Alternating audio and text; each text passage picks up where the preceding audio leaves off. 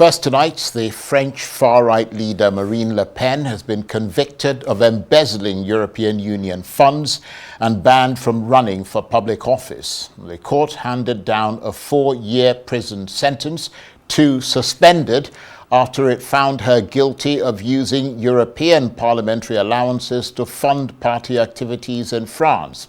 Correspondents say Ms. Le Pen had been expecting a guilty verdict, but not this. The court president decided to follow to the letter the recommendations of the state prosecutor: a prison term to be served at home with an electronic bracelet, a fine, but also a 5-year period of ineligibility.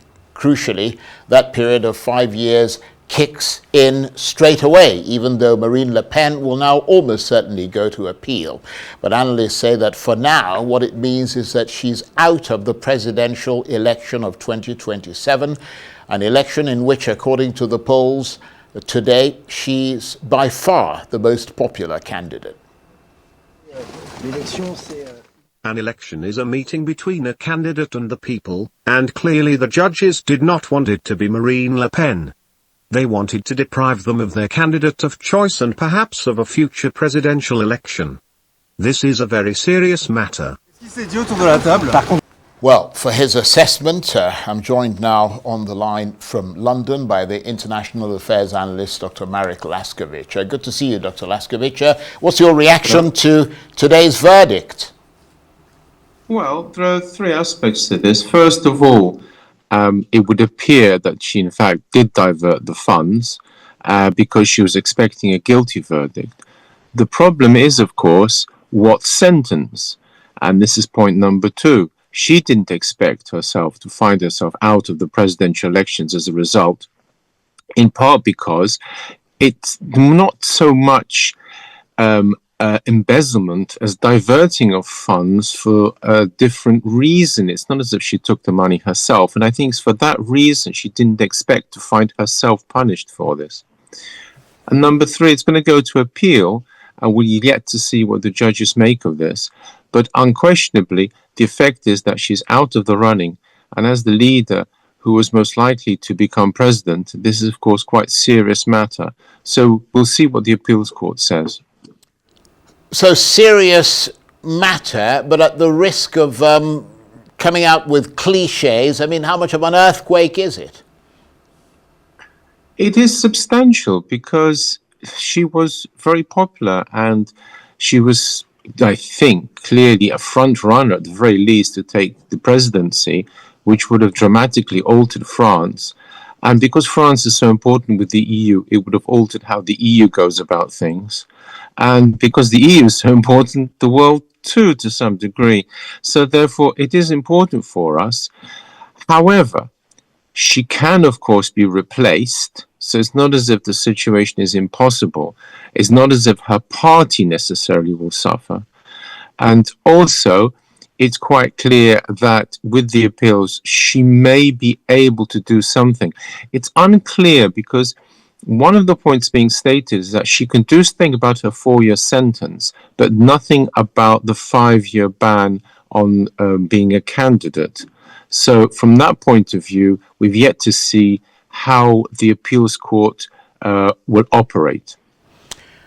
Well, let's pick up on that point of view then, because as you pointed out, she was, of course, the front runner for the next presidential election in France due in 2027.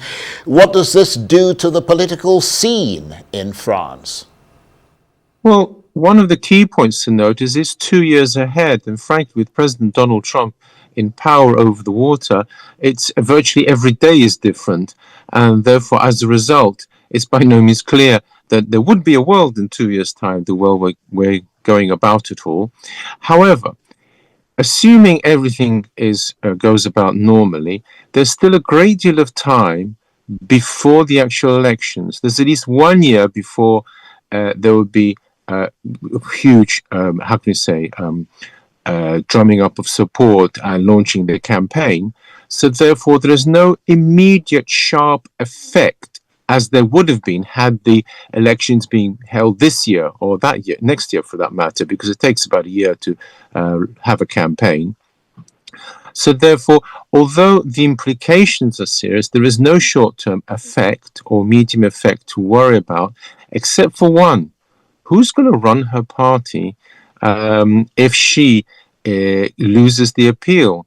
That's the more interesting one. That's where already, I presume, her young colleague will take over, but it's by no means clear. And so therefore, this is actually the question probably on everybody's lips as well. So no immediate short-term impact because the presidential elections are so far away. However, the implications for them and for France are quite serious. And as you pointed out, Dr. Laskiewicz, there will be people taken off the reserve bench, if you like, to take her place in the National Rally Party. And you mentioned the person you were talking about, the 29-year-old Jordan Bardella, who comes to mind, and he's actually the leader of the party. Yes, he was a strange choice in many ways, being so young. And the implication, of course, is that he would be the choice, not if not automatic, certainly by means of voting. However, it's yet to be seen whether the country is ready for such a young president, and therefore, if he is to lead the party, is yet to be seen if there are no other challengers. What is clear is if her appeal doesn't go through, there will be a great deal of jockeying for power. So by 2026, it should be quite clear who is going to lead the party for the presidency. And in the meantime, who will be leading the party, assuming that the front candidate, that is to say her younger colleague, doesn't make it through. And I understand that the young Bardella is an enormously ambitious young man, but then you sort of raise questions, and I wonder if those questions are in your mind, as much as it is in the minds of other people, about whether someone who is 29 has the experience to be president of France. Yes, you see, the point is that he was chosen as her deputy, her vice, if you like. And therefore, this is completely different. It's the same problem bedevils American politics. Because they have to choose a second person to go with them, there's always the problem that if that second person is very, very good, they might take their place. If he's no good, then should anything happen to the leader, suddenly you're left with this dead duck. And therefore, which is he? He was never expected to take charge immediately. Even had she been president and he say premier of France, it still wouldn't have mattered because she as president would have been the leader. And now suddenly we have the prospect of him actually being the leader.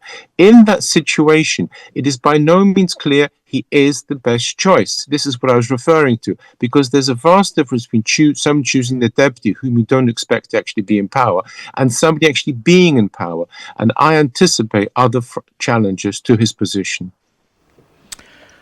And from what you've been seeing and hearing, what's been the reaction to this verdict both inside and outside France? I would imagine that many far-right figures are furious. I understand that some of them are saying that the norms of democracy have been trampled upon. Yes, there is indeed this reaction, and there is indeed such a problem. The sentence as carried out is, because it is so politically charged, it is going to be examined, and whether it was not too harsh. It has to be borne in mind that there are many people who have different views, who of course can be in the judiciary. They're not supposed to have different views, but of course they might well do. In this situation, in fact, the judiciary, if it decides, so to speak, to interfere in French presidential elections, this is serious. So those right-wingers who are raising this point are quite right to do so. And the question is, and this is one for the appeals court, whether that sentence was over harsh or not. Certainly, Mrs. Le Pen herself feels it was over harsh. That's quite clear. And others clearly agree. But it's up to the appeals court to judge. So therefore, apart from this reaction, most people are simply waiting to see what the appeals court will do or what it can do. This is, I think, the key question right now. And it is this that is holding the party together, her party, and also meaning there are no other challengers at present, because it's by no means clear she's entirely out of the race.